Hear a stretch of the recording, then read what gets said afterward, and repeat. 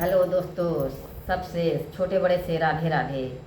हम सुशीला लोकगीत एक चुटकुला लेके आए हूँ। अगर पसंद लगे तो कमेंट करना भैया।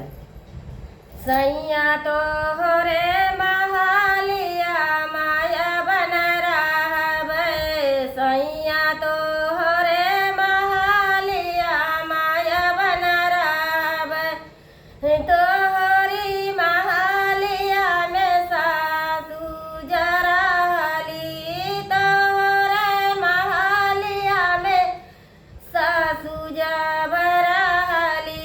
ओ नहु का बोलिया या बना साहब, सैया तोहरी महालिया माया बन रहा, सैया तोहरे महालिया माया बन रहा, तोहरे महालिया में जेठनी जराली, तोहरी महालिया में जेठनी जराली। वो नहु का बोलिया या बना साहब, सैया तोहरी महालिया माया बन रहा, सैया तोहरे महालिया माया बन रहा, सैया तोहरे महालिया में बहिनी तोरी रहली, तोहरे महालिया में बहिनी तोरी रहली।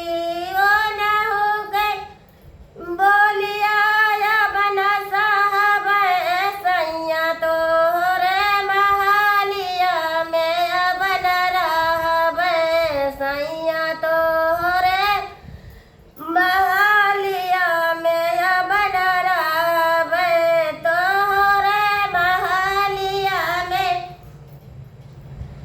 देवरा जराले, तोहरे महालिया में देवरा जराले। ओ नहु के बोलिया या बना साहब, सैया तोहरे महालिया माया बन रहा, सैया तो